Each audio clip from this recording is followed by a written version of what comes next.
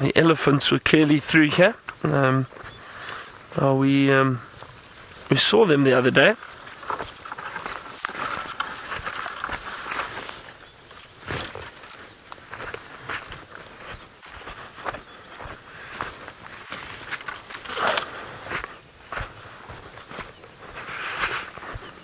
All done. Some exercise for the day.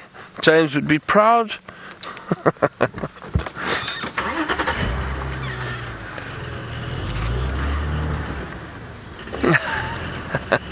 Well, let's head across to James and find out just how proud he is that I did some exercise and he's still with those lions.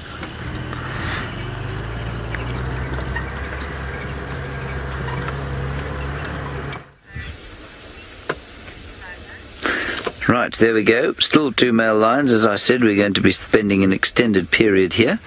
And, well, they did sit up briefly. Gendre said something. I forget what it was. I try and forget most of what Gendre says. And one of them took great offence, sat up and stuck his tongue out at Gendre. I'm not joking. He did really sit up and stick his tongue out. I'm not sure if it was actually at Gendre or not. It was probably not. I think it was just that he has his tongue stuck between his 2 front teeth. It was your mention of breakfast. You think it was my mention of breakfast and licking his lips? Anyway, they looked up towards the herds there, and I'm hoping that they're going to get up and go and perhaps hunt them. Wouldn't that be nice?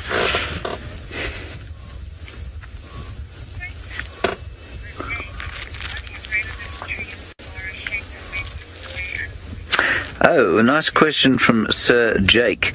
You're wondering if the umbrella-shaped trees here, like most of those Abalanites trees that you're looking at there, are shaped that way because of the way animals eat them. That's an interesting question, and I'm going to say no, I don't think so. I think predominantly they are not like that. I think that they're predominantly probably that shape in order to avoid being browsed. So, yes, perhaps they'd have a slightly lower canopy, but you know, Sir Jake, I haven't actually spent enough time watching them being browsed to know. So I don't think so. I think there are a greater number of browsers in a place like Djuma, and I think that if they were having that kind of effect on the trees, they would see it there. But that doesn't seem to be the case. And so I think that they're probably just genetically predisposed to growing like that. The crown of a tree spreads in order to grant its foliage the maximum access to sunlight, which of course allows it then to produce more sugar through the process of photosynthesis. And so a spreading crown is a wise choice from, you know, any tree's point of view. And these are small leaf trees, and so I think the spreading crown is just to kind of get as much light onto the photosynthetic parts of the plant as possible. That said, yes, of course, there will be some animals that browse them, but if you think about the height of these trees, if you think about the shape of them, they are not... You do see browse lines on trees, and this is what Sir Jake's getting at. But a browse line will normally be much lower down than that. It'll normally be at the level of, say, a goat or an impala, for example. And you see it in community lands, especially in very arid areas, and you'll find there's a browse line around trees. And yes, you do see it to a certain extent in a wildlife area, especially during a drought, but it's normally shorter animals that get at them, because of course the tall animals that would get at these trees here are elephants and giraffe. And elephants, if you grow out or grow above where they can get to, they just push the tree over. Giraffe obviously eat from the top, they don't eat from underneath, and so no, I think you'll find that these are largely shaped just by genetics. That said, I haven't read anything that says that, so I'm just thinking on the basis of my experience out here. Thank you very much, Sir Jake, for that question. Now, Mary Kay, you want to know if the lions are sleeping deeply or lightly. Let's do an experiment, given that we've been talking about science. I'm going to clap lightly, not very loudly, and let's see if they wake up. I don't mind waking them up, because they'll go back to sleep again. So, there you go. They're sleeping relatively lightly. That was quite a nice experiment, wasn't it? They'll go back to sleep now. they, like most cats, will sleep pretty lightly. Lions will sleep the most deeply of any cats, of course, but these two are, I think, sleeping relatively lightly because I think they're hungry, I think they're thinking about something to eat, and because they're young males, so they don't have the same confidence or, what should we say, they don't have the same confidence in their territories that a big male lion would have. They are constantly under threat and they need to move big distances. And they are, I'd say, about 5 miles from where we last saw them, which, in the context of this area, especially during the migration season, is a very big distance for lions to have moved. So that's why they won't sleep quite as soundly as some. I wasn't clapping very loudly there, and I have done that before with sort of sleeping pride of lions like the Nkuhumas. Don't even look up. But these guys will just be slightly less confident, and I think they're hungry, which amazes me. We've seen 3 thinnish lions today. Now, if we really want action to happen during the course of the day, we're just going to have to sit here and wait. But also, I suspect that the herds are going to have to sort of drift slowly closer to where these lions are. And they will do that because they forget. They seem to come to some kind of amnesia after a few minutes or after a few hours of not being harassed and chased by the lions. So I think that's probably what will happen here. In fact, there's a line of zebra coming along this way now, and it's exactly this kind of thing that an opportunistic cat will take advantage of. Now, I believe Byron is doing very well in the Brent Bird Challenge. He was challenged a little while back, of course, to find 100 birds in 2 weeks, and he's already on number 70. Almost, James. 69. We're on 69. So it'll be great to get to 70. Thank you very much. I'm actually going to drive along here. I'll tell you why. What I've decided to do is head into that area where we had the Nkuhuma female, that lioness, her new den. See if we don't have any tracks of her around that area. Maybe even spot her and follow her back to the den. So that would be great.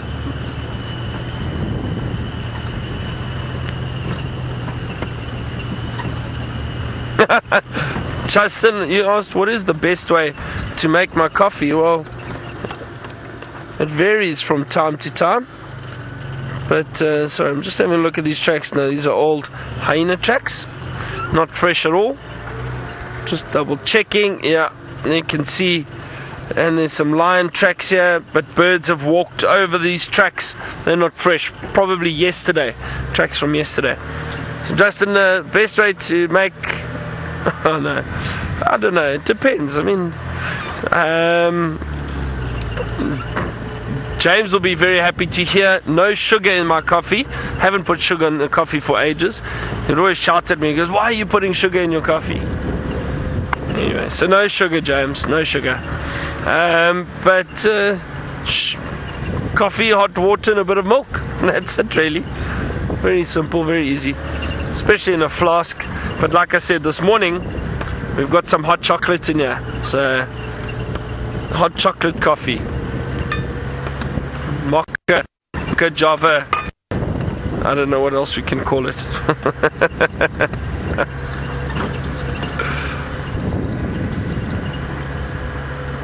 See, it sounds like everybody is off Djuma this morning, so it literally is just me driving around.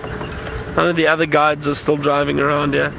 So that's why I'd like to check this den site. There's no one else around, so we're not going to know unless we check. And also, as I said, one vehicle to drive, I think should be okay. Carol, I'll drive past the carcass maybe a little bit later and show you exactly how clean it is. I think it's been picked completely clean. We'll go and have a look around, see what is left of the buffalo.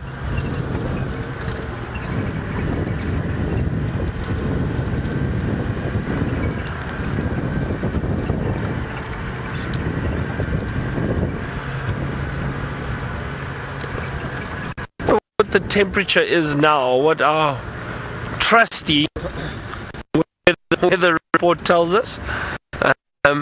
Megan, do you perhaps know? It feels much colder than it was this morning.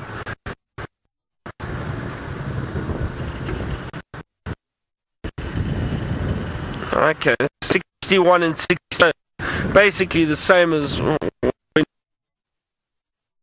It's a bit colder, but as we've been up now driving around the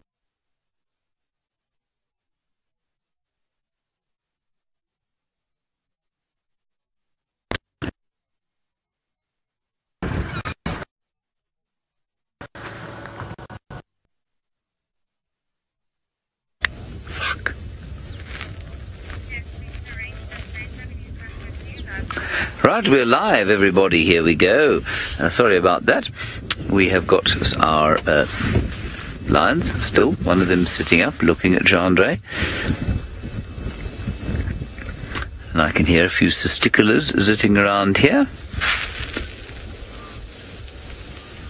Ooh, and we've got some nice vulture action. Let's have a look at them, Jandre. Oh, after that big yawn. Wasn't a very big yawn. No, he's not very tired. He's been asleep for about 4 days. There are some vultures circling above the hoids.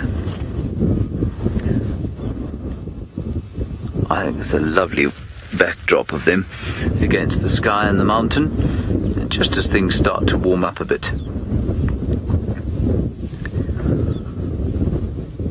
What is... I'm just trying to identify the species. The one that's highest up there, no. Is that the one? I think that... Where are you looking here or there? Can you try and get the one that's highest up in that little grouping there? Ah, it's a battalier, it's not a vulture. That's why it looked a bit different. Well, that's not what I was looking at. There is a battalier above them, but oh, okay, I've got what you're on now. I think it's just a Ruppel's griffin. Just a Ruppel's griffin. I think they're my favourite vultures out here. You could always tell us what your favourite vulture is out here, everybody. #SafariLive. There are 5 species. The Ruppel's griffin, the white-backed vulture, the lappet-faced vulture, the hooded vulture, the lamachaya. Apparently Baron has managed to sort of frighten his signal system to the extent that he, with his accent, to the extent that it will now no longer function. So they're just going to try and fix that. He's struggling a little bit with signal that side. Scott is also, of course, struggling with signal. But he is, I will tell you, with the Salt Lake Pride, which is very exciting because they are phenomenal hunters of wildenbeesten.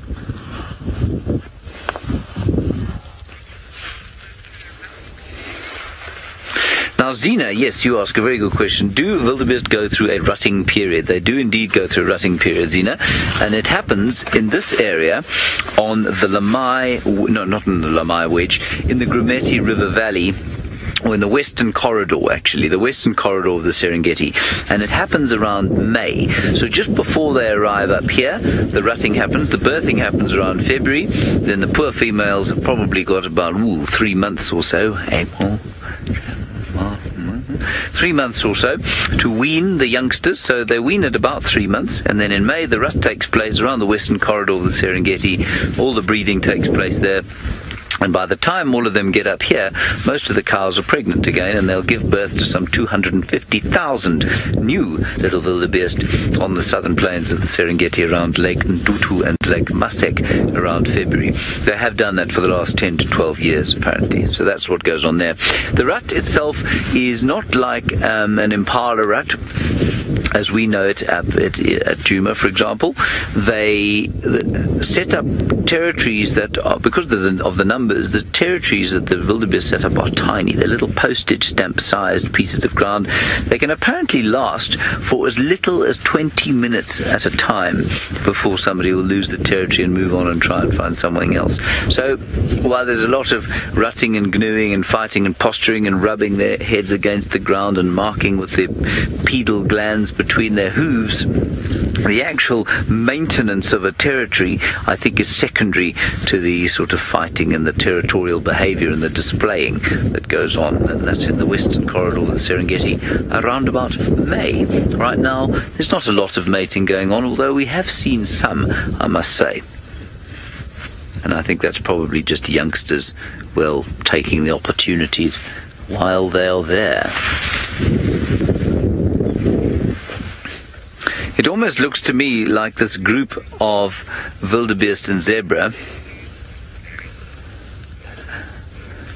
Oh, I'm very sorry, everybody. I believe that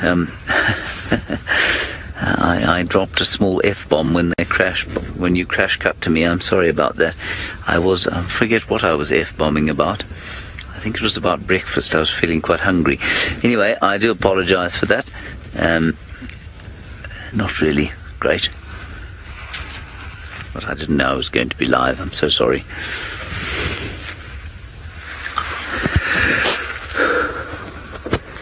Anyway, we have these. How appropriate, we have somebody called A Beautiful Twisted Mind asking a question now. Thank you very much, A Beautiful Twisted Mind. You say, why do the collars look tight? When I saw this lion the other day, I thought exactly the same thing, A Beautiful Twisted Mind. I thought to myself, that collar looks very tight. I think it looks tighter because his mane's just starting to grow, so it almost looks like it's pushing that hair out. They have to be relatively tight because obviously they could pull them off if they weren't. And what I think you'll find, I mean, this lion is monitored on a daily basis, if not by people in the field, certainly remotely. And I think you'll find that the researchers, he's suddenly looking quite a lot fuller than he was earlier. No, there we go. He was just taking a deep breath.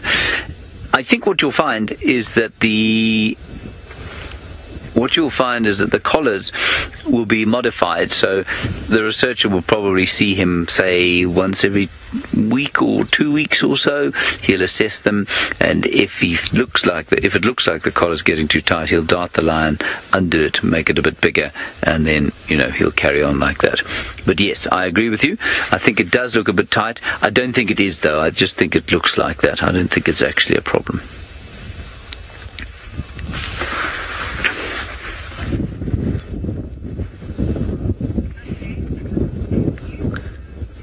Alright, now we've still got no signal with any of the other vehicles, I'm afraid. And so we're just going to stay here. And what I was going to say is that I thought that this herd looks almost like it's not moving. It looks like it's sort of frozen, but for those zebras coming past. But the big herds drifting very slowly towards these lions don't seem to be moving. But they are.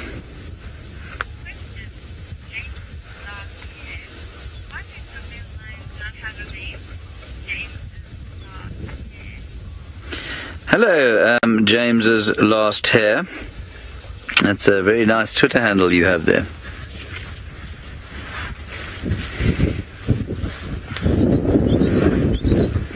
You can see how funny I think it is.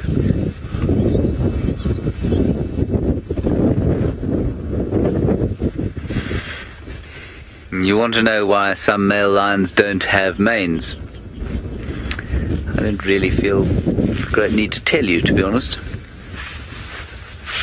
I don't think I will. For the rest of you, I will tell. It seems to be much the same as the fact that James only has one more hair, a genetic predisposition to it. It also seems to have something to do with.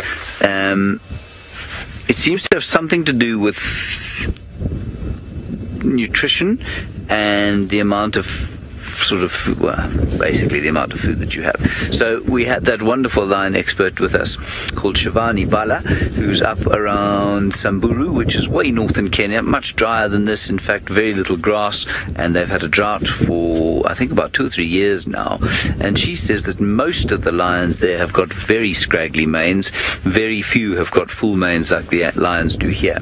And so I've always said that it's been a genetic thing, but I think that you'll find that there is a strong nutritional component to it. But also, because these lion populations are separated from each other, if, for example, in a nomadic lion population where I think the mane makes much less difference than it does in a place like this, they meet less, they fight less, so that they need to have a mane much less than they would in an area like this.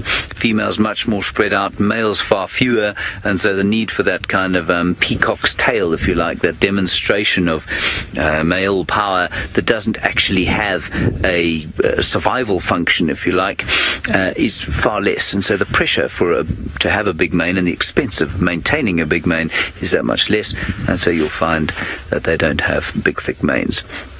That makes sense in my mind until I think of the Kalahari and the males there in South Africa, which have got enormous manes, and so it's back to the drawing board with that theory. But I think it's probably a combination of a few of those factors. Let's have a look now. We can see whether or not this chap's mane is perhaps being pushed out by the collar, or if the collar's too tight. And also we can see that there is a herd of zebra coming close-ish by.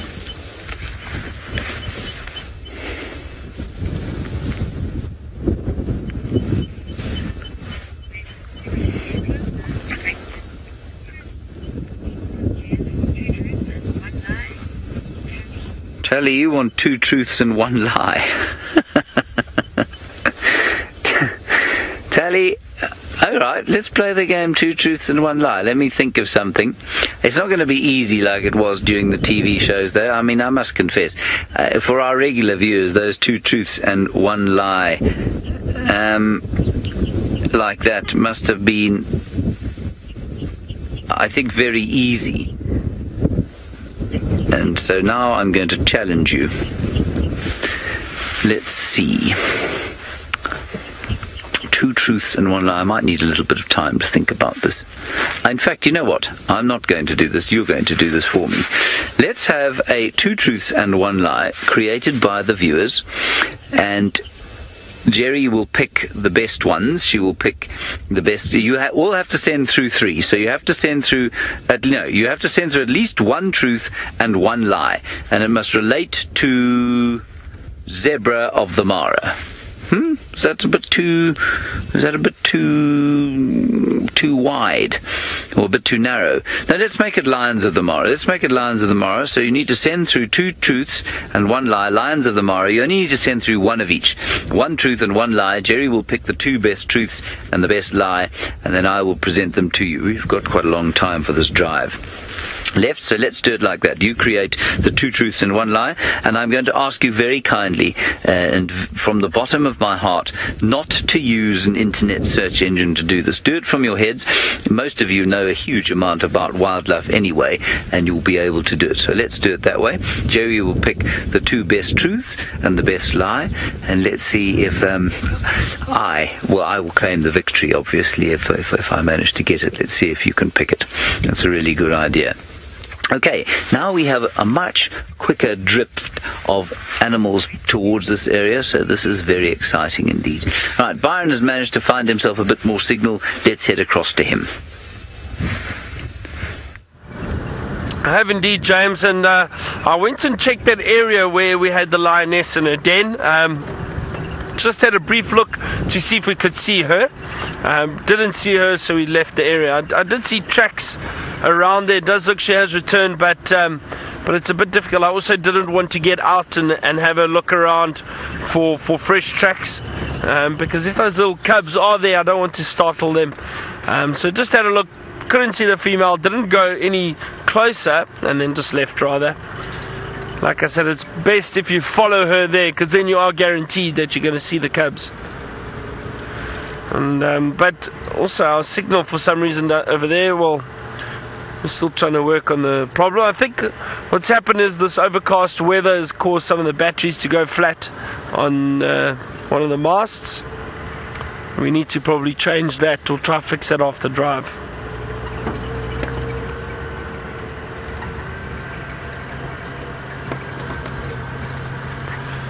Now let's have a look at that carcass. I said we would come and investigate and see what is left, or how that carcass has been cleaned up. If we scan around here now, just where I am, bar the vehicle tracks, you can't see any sign that there was a carcass here.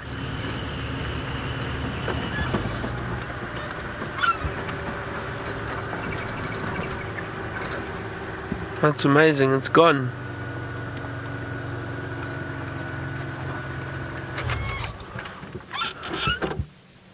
Well, have a look at this. I'll jump out quickly. Stick with me. There's some vulture feathers around here.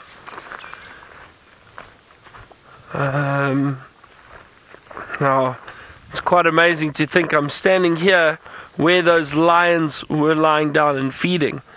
So from what I can see from the carcass, there goes a vulture over there.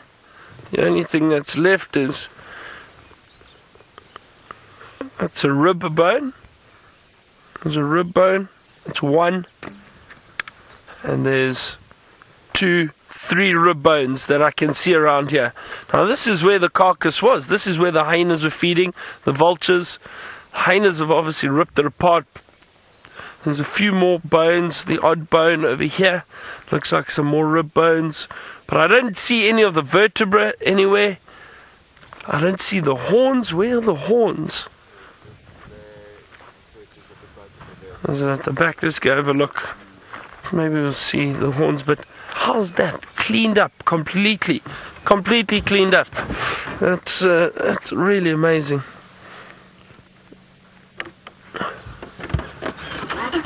I see some vultures around there. Let's go have a look.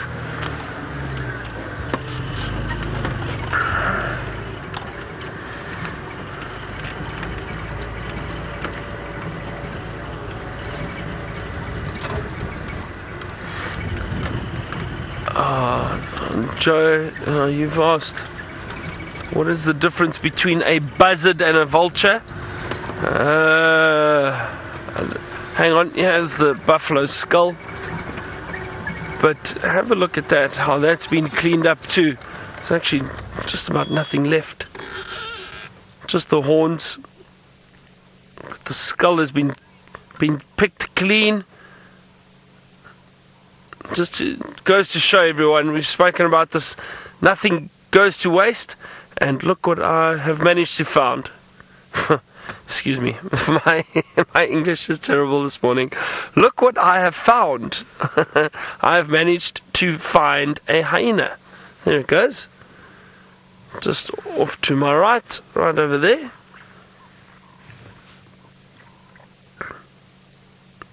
Possibly just looking around, seeing if there's anything that it might be able to nibble on. It's a nice surprise. Just moving through the area.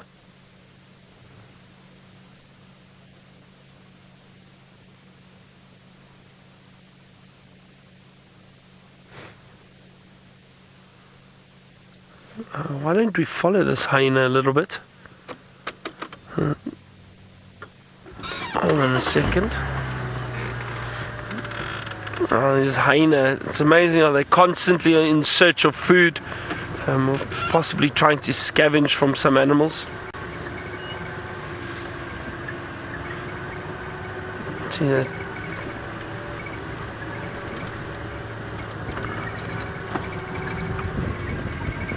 Now the typical hyena run.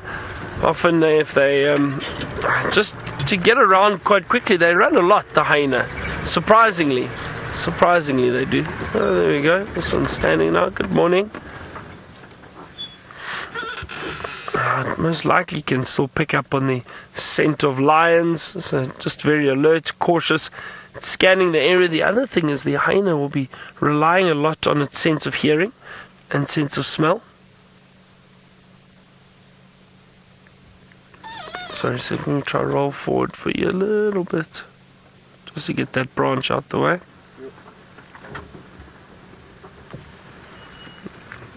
There we go. It's actually a nice view of that hyena. So we don't have any luck at the den, but fortunately we still got to see a hyena.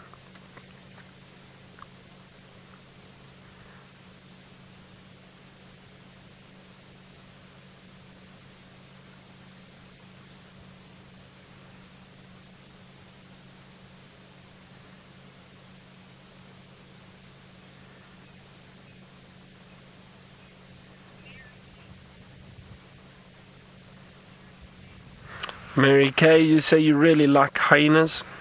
They are interesting creatures, very, very interesting.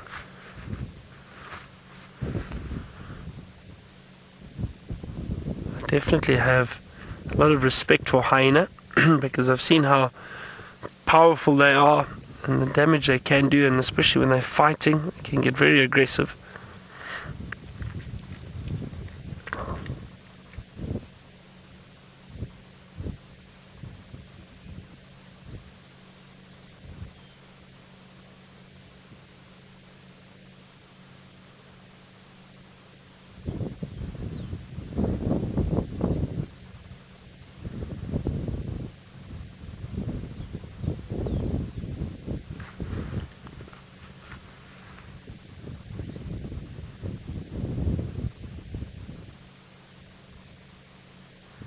I haven't heard those lions again at all. I was hoping they would call again for us this morning, especially with it being a much cooler morning. Maybe they'd still be a bit active, but haven't heard anything.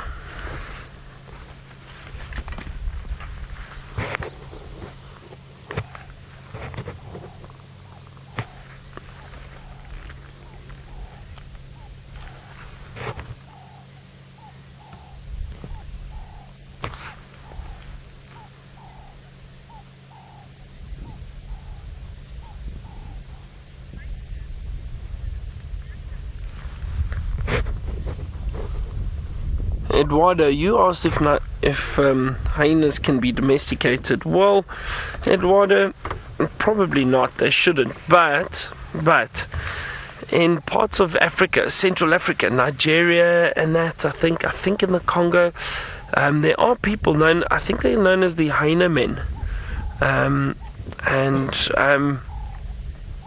mean it's not right at all, but there are people that keep hyenas as pets, but they use them as scare tactics, debt collectors or whatever. They'll walk around with their hyenas and intimidate people, and they do train them a little bit.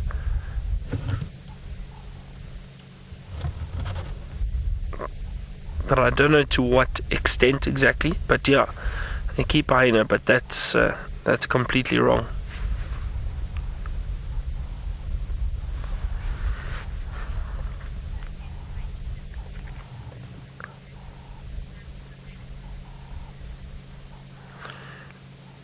Antoinette, you asked if we are able to identify hyena from the spots like with leopards. Look, I think each pattern is unique on these animals too. And I know there are viewers that follow the hyena clans very, very closely, and they are able to identify them a lot better than we could. I wouldn't be able to identify them because there's so many hyena, and I suppose I just haven't looked closely enough to see. But yeah, look, I think if you really wanted to, you could. Let me just move forward again.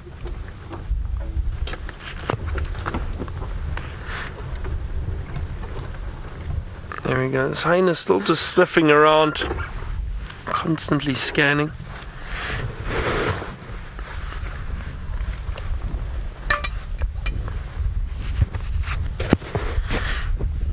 It would be nice if it took us to a leopard kill, maybe. A leopard kill hoisted in a tree and the hyena.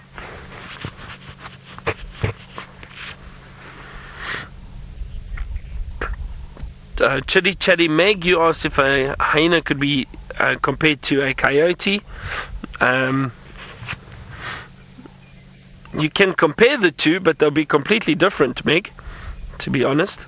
Hyena, much larger, completely different scavenger compared to a coyote. Coyote is part of the canine family. Hyenas are not. I've never seen a coyote. Seen many hyena. What else? No, but they're completely different, Meg. Completely different. And much larger. Coyote is a small animal. I suppose a coyote, I suppose it's a bit larger than a jackal, is it not? I think a coyote, if I'm not mistaken, is between wild dog and jackal. I think that size. Now you can compare those animals because they're all part of the canine family, so there you can compare them. But in terms of a hyena and coyote, no, I don't think so. There's no close relation, but a huge difference rather than anything else. But you saw how that hyena was walking around. I don't know why it's hanging around here, to be honest. It's still there. It's just off to the right. Now I'm just trying to look out. Often the hyenas will alert you as to where a kill might be, like a leopard kill perhaps. They hear things, they pick up on the smell of something.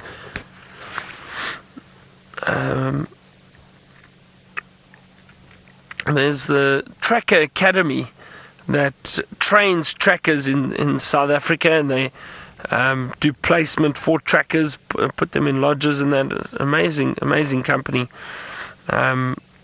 non-profit organization that trains trackers throughout South Africa, and their logo is of a hyena, and it was chosen because the owner said that the hyena is probably one of the best trackers in the bush, and I'd have to agree. If you think how quick are they when animals are potentially making a kill, lions or leopards, as soon as they hear distress calls, the hyenas are there, they're around. They pick up on the scent of something, they follow it, they find leopards with kills regularly, lions with kills.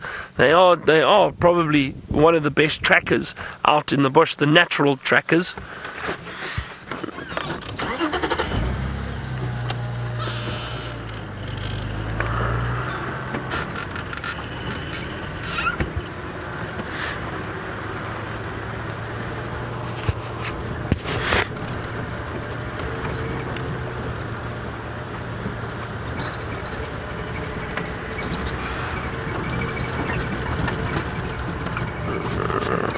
Now let's go across to a hungry James who's ready to wrap up his 2 truths and 1 lie.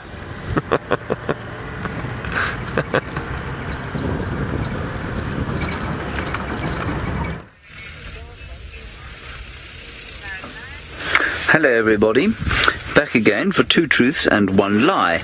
I'm not convinced of some of these things, but they're quite fun really. Our 2 truths are, and no, I can't say that. We have 2 truths and 1 lie. Right, okay, so I'm going to give you 3 statements. You're going to tell me which one of them is not true. I think you're really going to struggle to tell which one is not true here. Okay, here we go. Answer number 1. Can we have them again? Sorry. Who they're from? Yeah, no, I know that one. Let's not put that one first. All right. Lisa, you say that white lions are found in the Mara. Lisa says white lions are not found in the Mara. Yes, absolutely. Terry, you say that male lions kill cubs. Male lions kill cubs. And that means the third one is not going to work. So let's go with...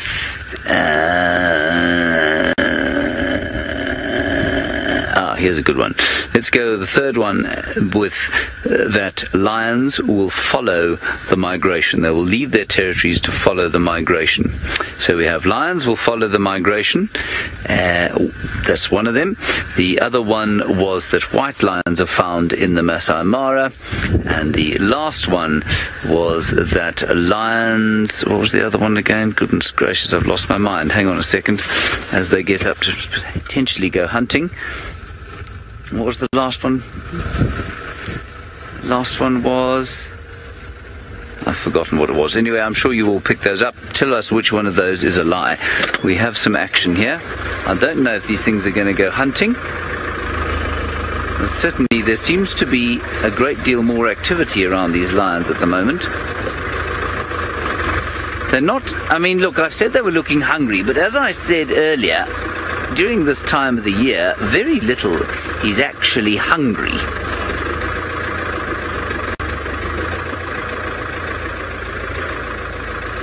I'm just going to keep my distance.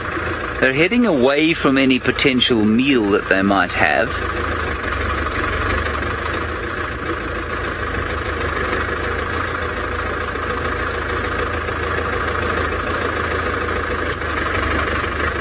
And the zebra are now running away. I'm going to wait here. I'm afraid I have a suspicion that they're moving because of the number of vehicles around them. So I'm just going to sit here and wait and see what they do. This is the advantage of being in such an open area like the Masai Mara. It means that we can see exactly what's going on here.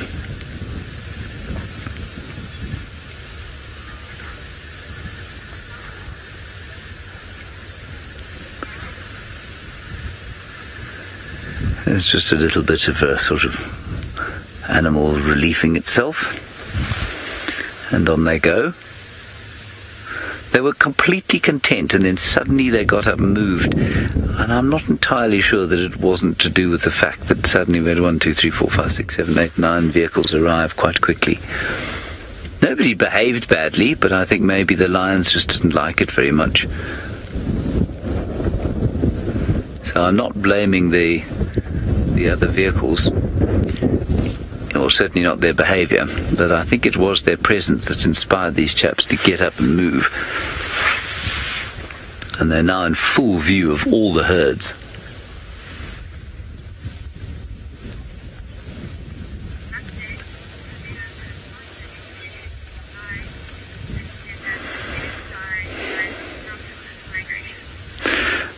Now, I think that you've got this 2 truths and 1 lie wrong.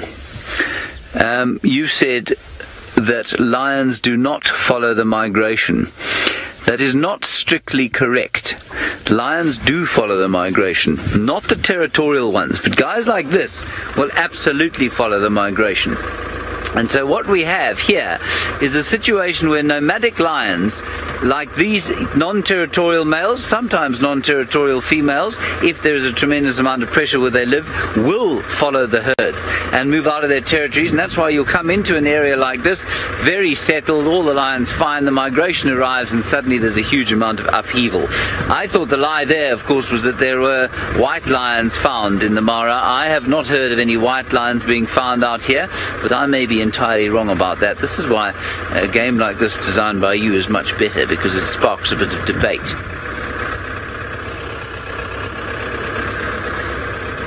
Now, this is very irritating, I must confess. This was the ideal position for a hunt. Anyway, let's follow them. We'll see where they go. There are a few more wildebeest down there. We're not too far from where the Sausage Tree Pride was last night, so we might pop down and see if we can find them. In the meantime, let's head across to Byron. I think he's still with his hyenas. No, unfortunately we moved off from the hyena. Now we're now doing a bit of birding. I can't see what that is, sir. I wonder, is that not a black flycatcher? Perhaps. Sorry, I can't actually see any colour. It looks completely black to me. Where is it? In the tree.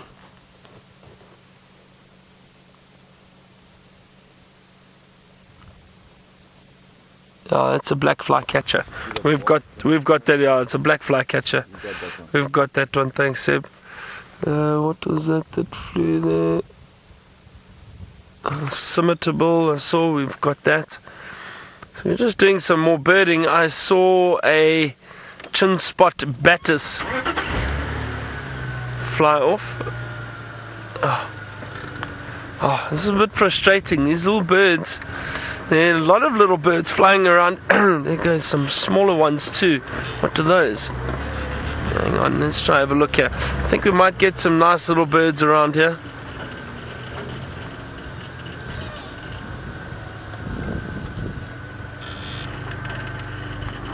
And we'll also check for the red-billed buffalo weavers. What are those little ones?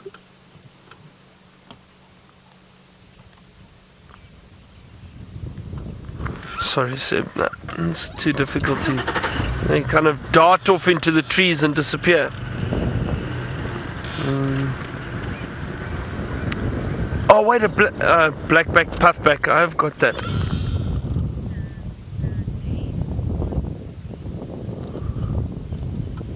Michael, you asked if all the dams in the Sabi Sands are man-made. So, not all of them, but some of them are. Quite a few of them are. Seb, you know what? There are some chin spot batises flying around.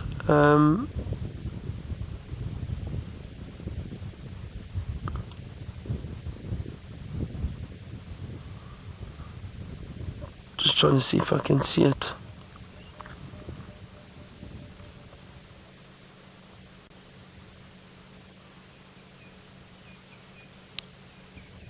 I think there's a little aeromomola up there too somewhere. That's that flycatcher again.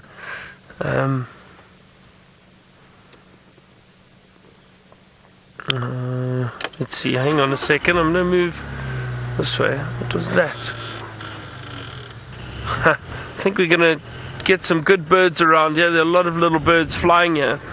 So let's see. Maybe we can add to our list quite a bit. The trick is to get them on camera.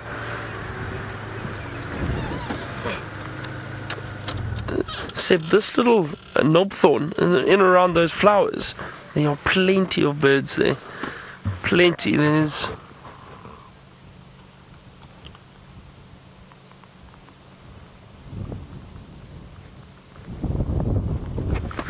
Oh, a bit of a breeze coming off the dam right now. What is that? Is I saw a scimitar flying there. That looked like the flycatcher again. Yeah, there's the scimitar. That's a scimitar high up, I think. It's difficult to get them. It's difficult to get these birds.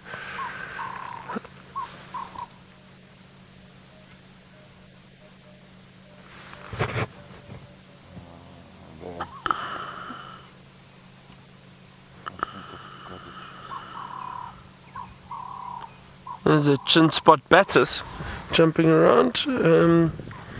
Sorry, to the left-hand side of the tree, that lowest thick branch there.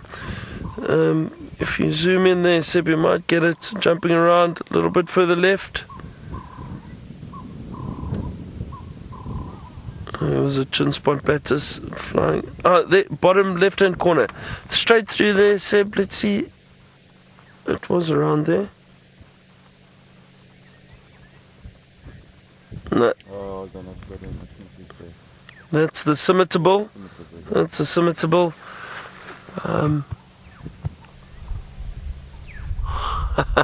It's so difficult. It's a little frustrating at times, I think.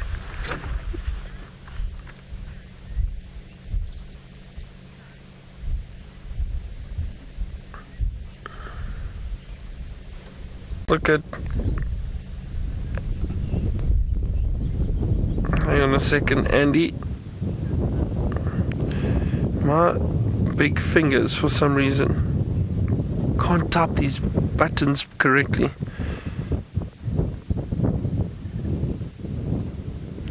That's... I mean, Andy, I doubt that's the one you're referring to, the lilac-breasted roller. I don't know, Andy, is that the one that you're referring to? Let me know, Andy, what you think. If that's the lilac-breasted roller. Otherwise, let me just say, you say it looks like a dove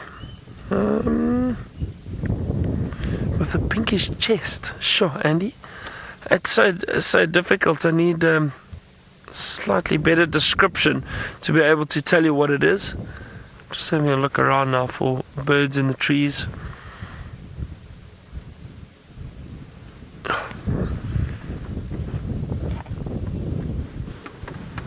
I'm going to reposition. I'm going to turn around and face this way again because there's a lot of bird activity around here.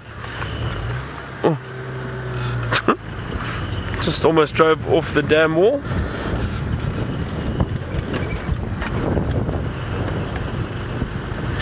So you asked if I could be any animal here. What would it be and why? Elephant. I think a big bull elephant. It's because they're cool. I love the elephant. Yeah, I'd say a big bull elephant. Nothing to really bother you. You can do what you want. Yeah, and I love elephants. What's that little guy over there? White-bellied sunbird.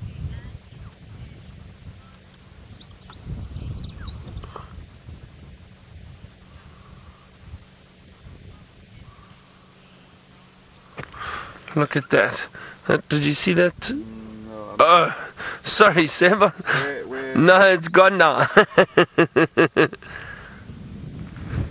And let me see. Maybe a green pigeon.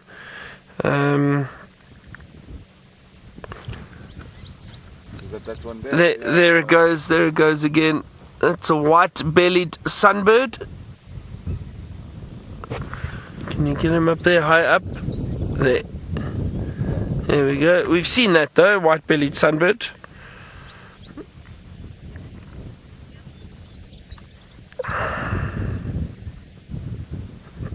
Oh. Andy, a green pigeon, maybe? African green pigeon. Let's see if this is the bird that you're referring to. It's so difficult. I don't know. Sorry, Seb, is that okay? Is that what you've seen? Where did you see it, Annie? Was it on Safari Live? Was it here or was it in the Mara? That's also another question we need to ask. Was it here? Did I see it recently, or where did you see it? It can maybe give us some help. Let me turn around again and go look at those. Those white-bellied sunbirds have got beautiful little calls.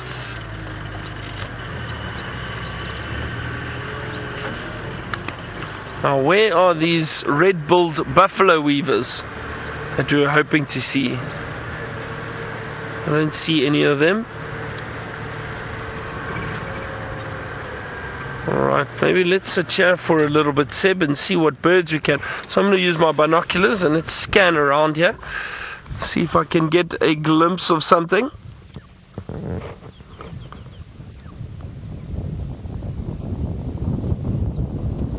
Starlings. I can hear. There's a hornbill. There's some Cape turtle doves. There's another red-billed hornbill. I can hear, what are those? The Senegal lapwings. I can hear the Senegal lapwings calling on the clearings up at the top there. Scan the water's edge. Blacksmith lapwing we've got. You know which one we don't have is the crowned lapwing, surprisingly. Need to try and find that one. That's quite a common one, fairly common one. We've got the golden-breasted buntings, I know. Just trying to think what we see around the water quite often. We've got the little blue waxbills. We've got red-billed oxpeckers. What else? I don't see. I'm trying to check those nests on the other side. I don't see anything in there.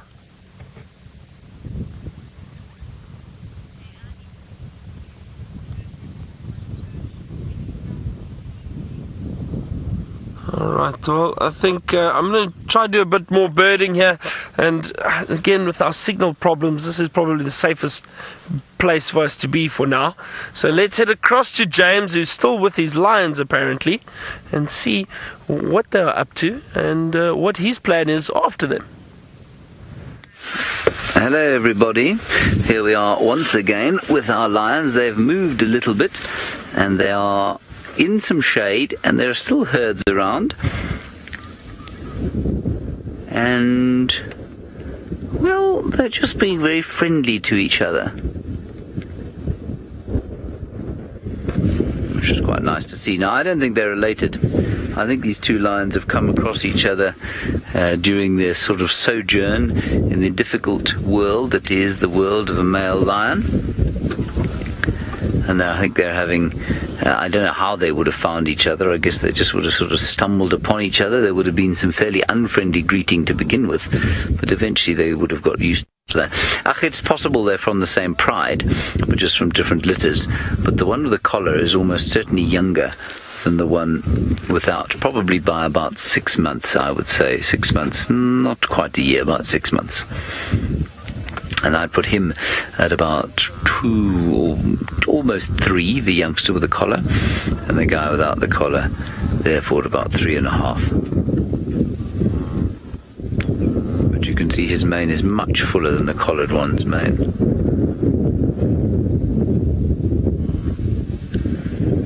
Plenty wildebeest around, and sometime during either today or possibly this evening, I'm sure they'll go on the hunt. The trick is, of course, to predict when that's going to be and make sure you're with them.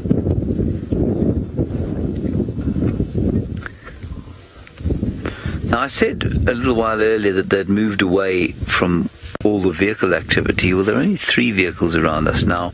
Maybe that's not true. It's quite possible that they just decided they needed some more shade. Perhaps that's what it is. That's what Jondo reckons had happened. They decided that they didn't have enough shade in that little sort of caged Balanites, and so they needed some more. Well, here they have a much bigger Balanites umbrellaing them. There's still plenty in the way of wildebeest all around. Can't see anything else coming this way. Anyway, thank you for playing the game Two Truths and One Lie with me. I wondered, the statement that white lions, I struggled to actually pick up whether somebody said white lions are found here in the Mara and whether they meant that as a lie. I haven't heard of them being found here, but I'm quite interested if somebody has some other information saying that white lions are perhaps found here. I've never seen one, but Jamie had a very pale lioness, little lioness, with the Sausage Tree Pride during our last TV show, and not part of the group that we were with yesterday, a different group up on the escarpment, but still the Sausage Tree Pride, very pale indeed. So it's quite possible that 2 parents with that gene that made that one little pale might produce a leucistic or leucistic white lion. I haven't heard of it happening here though. And this is the Balanites tree that I was talking about, the desert date it's called. It's used for all manner of things to help rheumatoid arthritis, apparently, the leaves.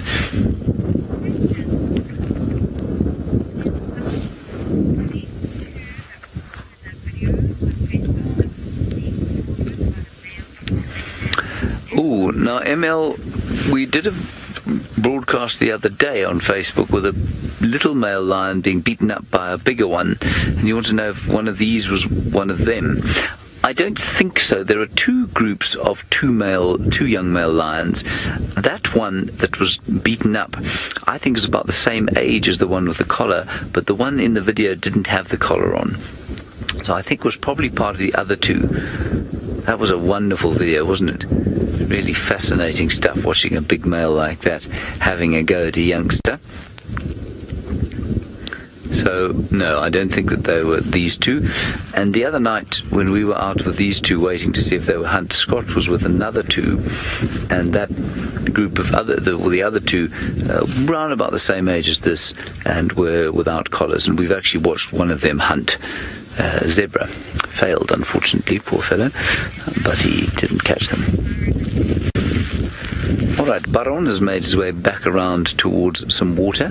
I imagine that the water he's at the moment is probably a very small puddle. Well, not that small. It's a Vuyatela Dam, James, but there's actually a fair amount of water. Now we're busy scanning the trees, trying to do some birding.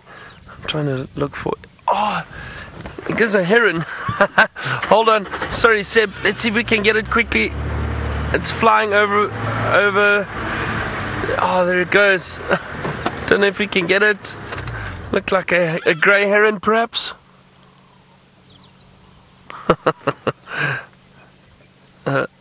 Too fast. No, I can't. And thanks, Megan, but we can't add it. I think that was too brief a glimpse. Oh, it's quite far already. Yeah, it's quite far.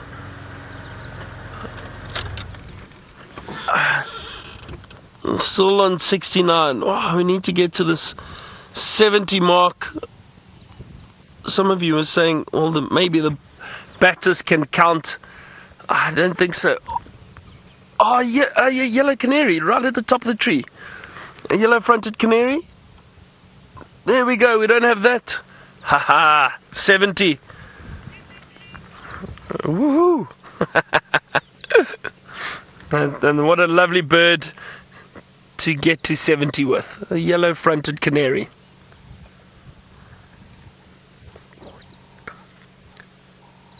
See if maybe there's a Battis or two around here.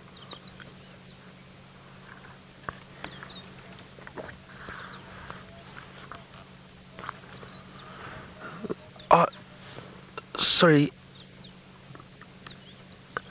Straight ahead, Sebastian, there's a slender mongoose. Left. Keep going. There it goes. Quickly. Slender mongoose. Everyone, brief view. Hold on, let's see if we can get another glimpse of it. Oh, it's running away now. Time for that coffee break, though. It's delicious this morning. This is very good coffee. That slender mongoose is just running away. I just caught another glimpse of it darting off, unfortunately. Very secretive little mongoose. A slender mongoose. They've got that black tip on the tail. So Tristan will be happy with me. Did that whole little section without spilling a drop.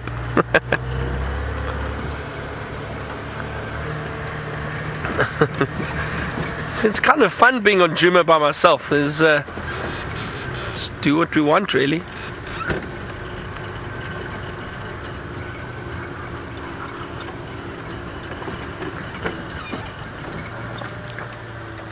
There's some impala just off to my left.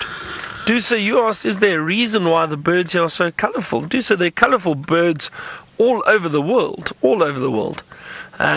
This part of South Africa that we're in, we've got some wonderfully coloured birds. I'll have a look at impala and an inyala. So we do have wonderfully coloured birds. The main reason for birds' coloration is to attract a mate, obviously. More colourful and more spectacular, better chance they have of attracting a mate. That's one of the reasons.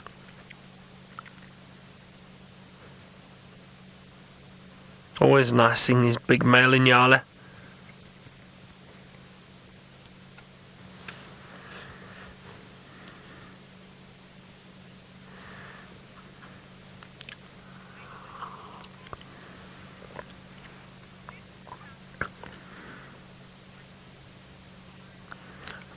Laura Moore, you asked if some inyala have more white than others. Possibly, I guess, just genetically, some might have more prominent white stripes than others. Yeah, I'm sure that can happen. Something frightened them, possibly heard something.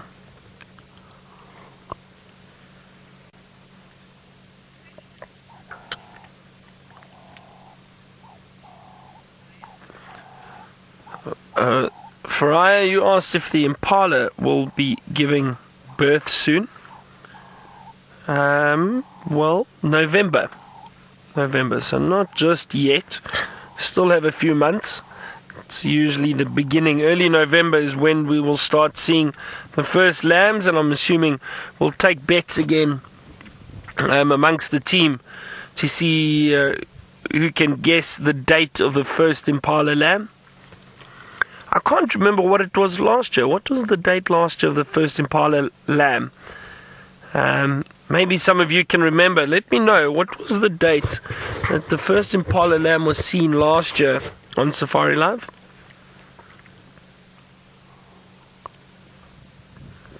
If you can remember.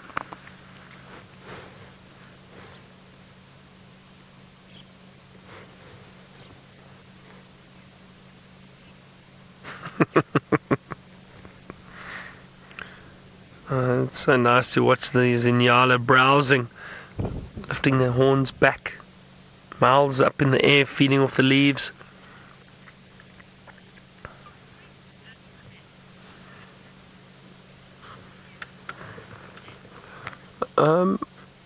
Antoinette, you asked if there are any antelope that won't feed together.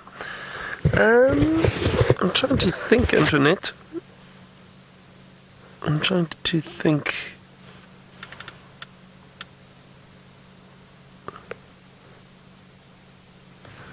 Sorry, I just saw two rather large birds fly past. Give me a second. Antoinette, I'm trying to think now.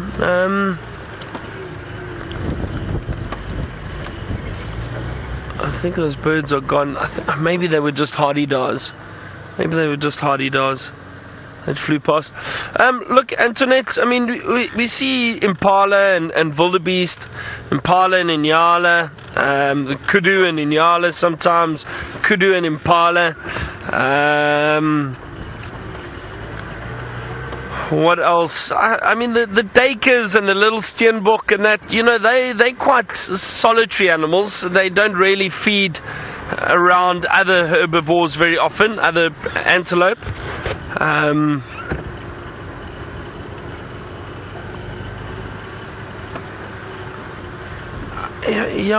don't know. See, Antoinette, I don't know if it's a case of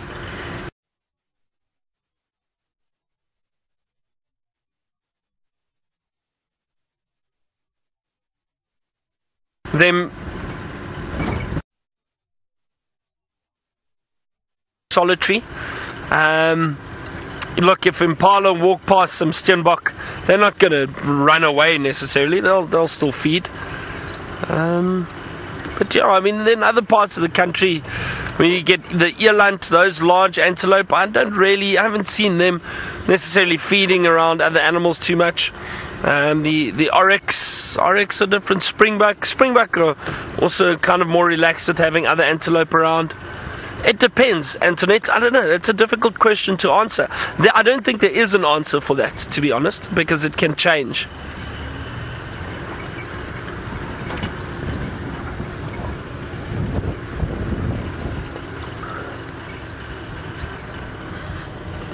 James, you say you think it was around November 22nd was the first lamb that was seen last year. All right, James. Well, thank you. I think Brent thought maybe so. 22nd of November. So mid to late November, we should see a few lambs popping up.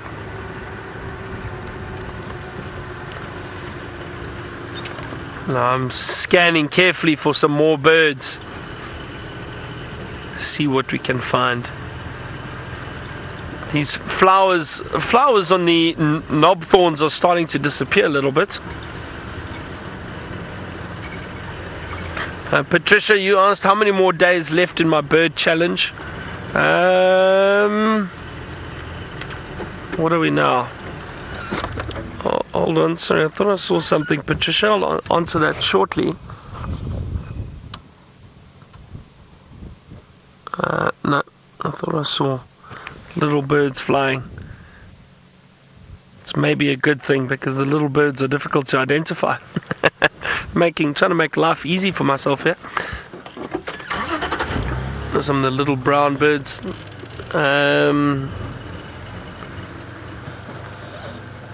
So, okay, how many days left do I have? Well, what's today? Tuesday? Is it Tuesday? Tuesday 29th. So today, Tuesday, Wednesday, Thursday, Friday, Saturday, Sunday, Monday, Tuesday, Wednesday morning. So is it 9 days that I still have left? No, it can't be. Yeah, 9 days? 8 days? 8 days. 8 days left. I leave on the 6th. So, oh look, all these vultures up in the tree next to us. No, I don't think they are here because there's a carcass nearby. I think these vultures are the ones that would have been feeding on that buffalo. They're waiting for the day to warm up and then most likely will catch some thermals and fly around circling and look for more food.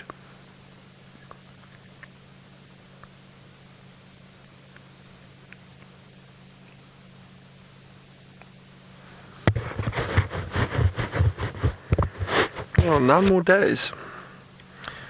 9 more days left. And then I'm away. Just trying to think. So I leave on the 6th of September. And I'm only back in October again. And I think I've got trips coming up. Yeah, so I'm away for a whole month. I've got trips taking guests all over. As I said, Londolozi is one of them.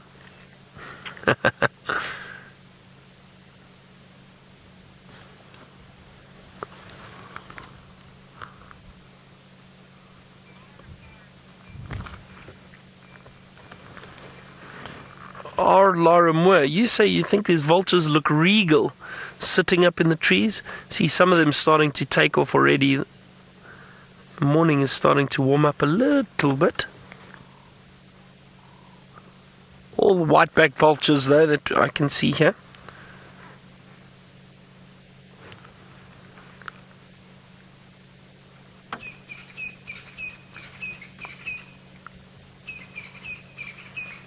No, we haven't seen an atoll spurfowl yet. I haven't seen an atoll spurfowl.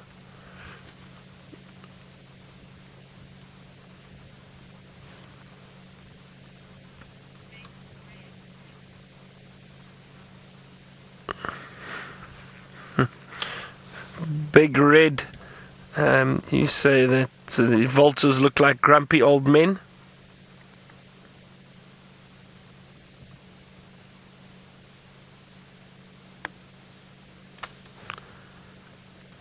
There was a wonderful movie. You're just mentioning grumpy old men. There was a wonderful movie that came out a few years ago. Now, who were the actors? Oh dear, I think it was called Last Chance Lions. I think.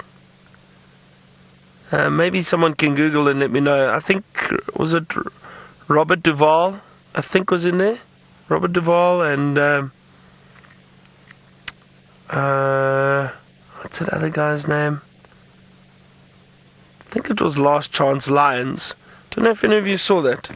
I'll try and find out. Maybe Megan can Google it for us and just see if I'm right.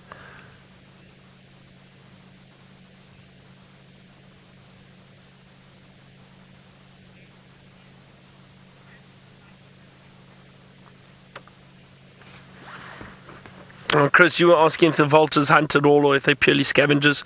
So they are purely scavengers. The vultures, as far as I know, I've never seen or heard of vultures actively hunting for something. They'll just wait for carcasses and go and scavenge off of carcasses. So not necessarily something that's been killed by another predator. Anything that's died out here is potential food for them.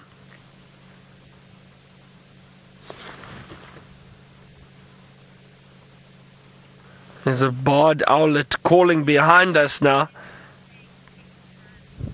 Sorry, Secondhand Lions. Secondhand Lions is that movie that I was thinking of. And mentioning the Grumpy Old Men, I loved that movie. I absolutely loved that movie. And I want to be like that when I'm older. These two gentlemen, they didn't like anybody. They'd sit on their porch with shotguns, and they would keep everyone away off of their farm or their ranch, and they just lived the life. It was amazing. It really was a great movie. Secondhand Lions. I really enjoyed that. I'd like to be like that one day. Grumpy sitting on the porch, keeping people away, giving them their hairy eyeball.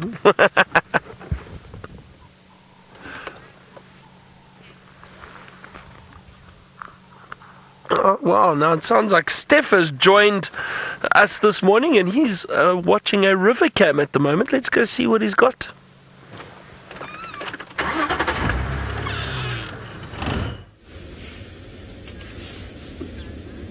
Hello everybody and welcome to the River Cams. You're speaking to Steph today. I'm manning the cameras from this fantastic office that I have perched up on top of the Olololo escarpment that you can see in the background of those ellies. And isn't this just fantastic? On the banks of the Mara River we have a herd of elephant. And this is pretty much a standard size herd of elephant for this part of Kenya. You're looking at between 8 and 12 individuals. Let's count them quickly and find out. There's 1, 2, 3, 4, 5, 6, 7, 8 elephant, exactly on the dot. How's that for luck? So this would be one family group headed up by a matriarch, supported by her eldest daughters and potentially her mother, who isn't the matriarch. They can give away their matriarchal title once the lead cow gets too old. But I don't see a very ancient elephant here, so I would imagine that we have a scenario here with a lead cow being the oldest one, supported by her eldest daughters, and then of course all of their babies and all of her babies up until the youngest one. And let's see where we can see the youngest one right now. I think that one in the front there is actually the smallest one. Oh, sorry. I'm just trying to get the settings right on this camera. Now, ellies would be nervous of going too deep into the water. They are very intelligent, and therefore they would be able to think that too strong a current will actually wash away the babies.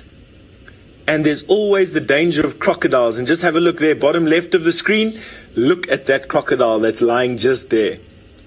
These elephants probably saw that crocodile on the way in, and that croc doesn't really care, either because it's too cold or simply because it doesn't really care about that. I see lots of you are commenting that you really like to see elephant. I must agree with you. Isn't this just a superb sighting of some elephant on the side of a river in the Mara with the Ululolo escarpment in the background? Just have a look at that view. Isn't that just beautiful? Now, as you can see, it's drying out here. Not quite as dry as Djuma is, where Byron's driving around. And that's because this place pretty much has 2 wet seasons a year and then a dry season. And we're inside the dry season now. The wet season, their long wet, as they call it, ended in the end of May. And we'll start getting rain again in about November. The short wet is from December to the end of January. Oh, just look at these ellies having a ball of a time. Now this elephant here, have a look at that, stretching out its hamstrings and almost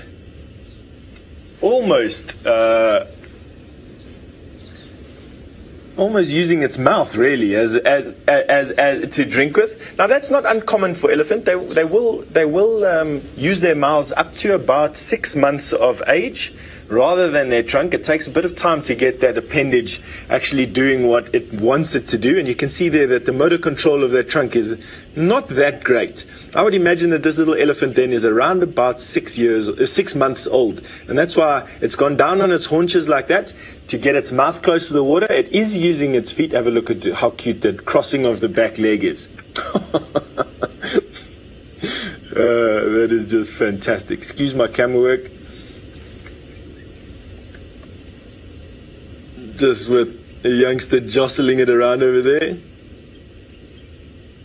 Isn't that just awesome? I love elephant. You know, they're such a social, such a tactile animal that they always stay literally within sound of one another. So in a herd, at least the females will always be within sound of their herd their entire life. And for a lot of baby elephants, with the first 5 years of their life, they're within touching distance of their mother. Can you imagine? Now, obviously, there are times when they won't be, but they are quite often, I would say most of the time, within touching distance of their mothers. Isn't that just fantastic? Now, they'll drink once a day. So these ellies at the moment are walking from the escarpment in the background over there. There's a lot of woody species of trees on that escarpment. They're walking from the escarpment to the river to drink water and then back to the escarpment again in the early evenings. Quite often, unfortunately, raiding shambas. Now, a shamba in Kenya is a vegetable garden, and quite often this puts the animals and humans into conflict with one another. And it's not uncommon to hear of people being bashed around by elephant trying to protect their crops, an elephant being speared and poisoned by people who are literally just trying to protect their crops. So there's a little bit of attrition, and it's quite sad, but the fact that these reserves are open is, for me, outweighs it.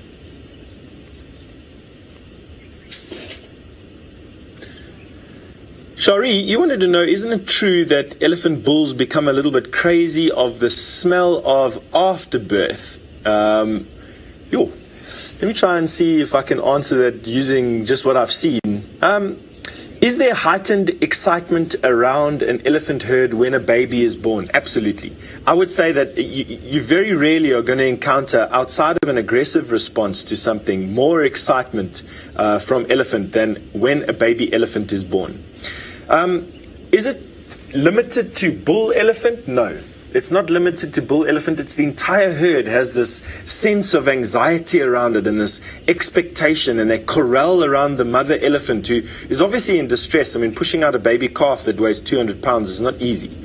And then obviously the smell of blood and mucus is an attractant to predators, and these elephants would be on high alert in case anything came out of the bushes for that. And basically, just to answer your question there then, Shari, I don't think it's limited to male elephant. I would assume that it is probably all elephants, and it's just because the birth of a baby is such a traumatic event for an intelligent animal. You can imagine thinking about all the pain that an animal goes through. Blood. What is that smell of blood? Oh, the blood's going to attract predators. We must save ourselves from that. Now, I'm not saying that elephant go through that process of thought, but they're not far off, to be quite honest with you. Elephant definitely are intelligent enough to rationalize out and have fear because of that. I mean, you can even see now, just the fact that they are walking in a circle is part of that protective circle that they produce around the calves, I don't even know what I'm saying, around the calves when it comes down to drinking in a potentially stressful environment like this. You can see that young bull off to the right.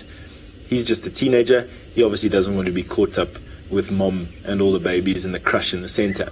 All right, now what we're going to be doing is sending you over to James, who is still sitting with those two male lions of his.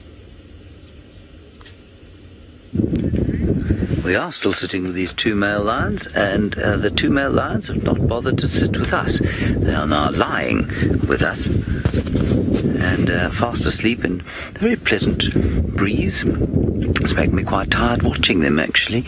It's very nice and warm out here, not too hot, lovely breeze, as I said, and the sound of wildebeest going wow, wow, wow, wow, wow in the background.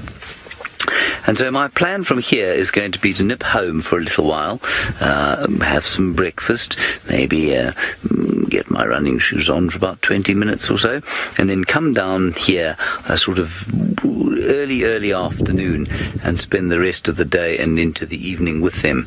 because I think that they will hunt later on, or I hope that they will hunt later on. And of course, after our first migration season here, what we will discover is that most of what we thought about lion behavior was utter rubbish, and far from having 2 truths and 1 lie, we had 1,000,000 lies and 1 or 2 truths. And at the end of our migration season, I'm hoping that that situation will be closer to a sort of 40-60 split, which will help us in the next migration season to predict more accurately exactly what's going on here. Anyway, that's the story here. Now, I believe Byron has sent me a funny voice note, and he wants me to play it for you. I have no idea what is going to happen here. Let me turn my phone up. I'm terrified of what this is going to sound like.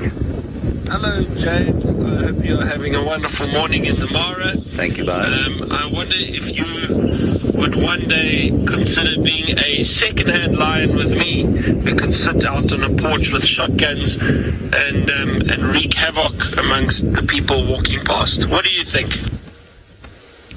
I think we should have that again, don't you? Hello, I don't think I understand I hope it. you're having a wonderful morning That's in the easy. Mara. I understand that. I wonder if you would one day consider being a second-hand lion. Second-hand lion. Sit out on a porch with shotguns and wreak havoc amongst the people walking past. What do you think? Should we send him a voice note back? Byron, I'm not sure how murder with a shotgun constitutes being a second-hand lion.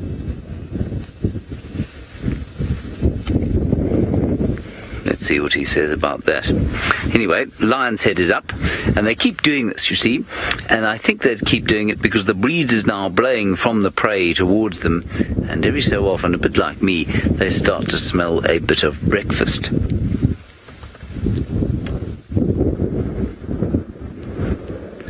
And I always get this funny feeling at this time of the day when it starts to kind of warm up and things start to calm down and the sky is almost bleached white. And it's just a real feeling of kind of the size of the earth, the size of existence.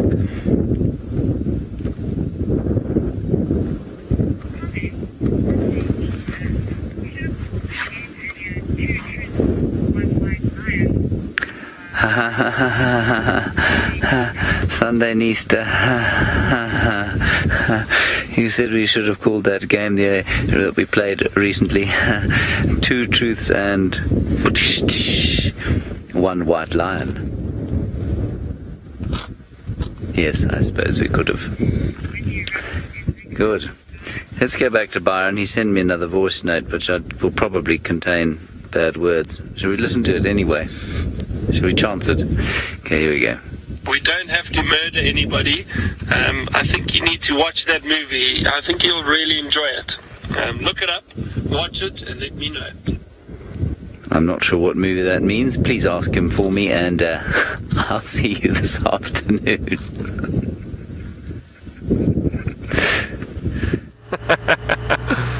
James. See, unfortunately, with the delay in that, it's a bit difficult for us to have banter on or while we're live and that. So now that I've found out that we can send one another voice notes, this is going to be quite entertaining. And send James a message now and then just to cheer the old boy up.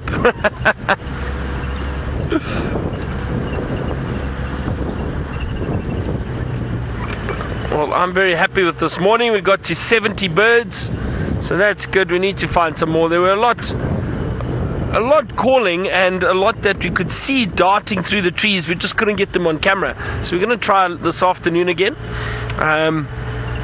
It was a nice morning nonetheless. No predators, but, well, we had the hyena, but no lion or leopard, which is okay. Hang on, there's some little birds here. What are these? I think we've got some golden-breasted buntings. Golden-breasted buntings. A lot of you saying you're now going to watch the movie Secondhand Lions. You should watch it, and I think picture James and I sitting. I honestly think we could do it. I think we could pull it off.